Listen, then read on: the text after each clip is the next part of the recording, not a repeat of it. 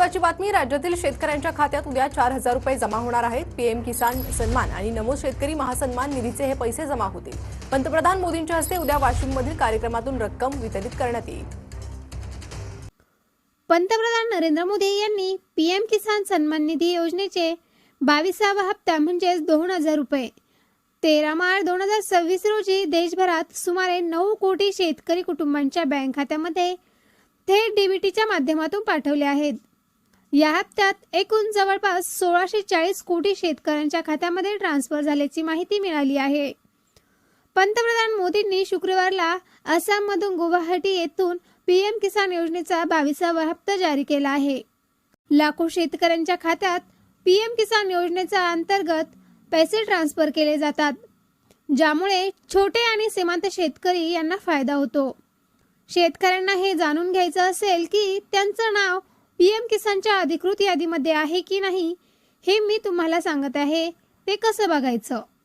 सर्वात अगोदर official PM किसान पोर्टलवर जाऊन pmkisan.government.in नंतर फॉर्म कॉर्नर्स सेक्शनवर क्लिक करा। त्यानंतर बेनिफिट लिस्ट पर्याय निवडा। राज्य, जिल्हा, ब्लॉक आणि गाव निवडा। राज्य, जिल्हा, ब्लॉक आणि गाव निवडा। त्यानंतर गेट रिपोर्टवर क्लिक करा। स्क्रीनवर तुमच्या निवडलेल्या माहितीप्रमाणे सगळे नाव दिसतील। जर तुमचे नाव लिस्टमध्ये दिसत असेल तर तुम्ही पैसे मिळण्यास पात्र आहात।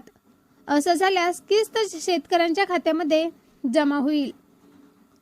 यासाठी तुम्हाला 3 मार्ग सांगणार आहेत। सगळ्यात पहिला मार्ग असा आहे, त्यासाठी मी तुम्हाला 3 मार्ग सांगणार आहेत।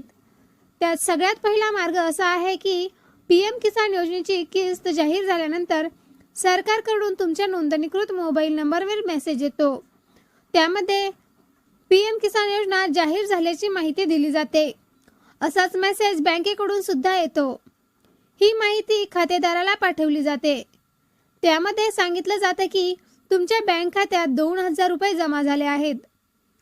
आणखी एक सोपा मार्ग म्हणजेच जर तुम्हाला सरकारकडून किंवा बँकेकडून मेसेज आला नाही तर तुम्ही जवळच्या ATM वर जाऊन तुमचा बँक बॅलन्स तपासू शकता।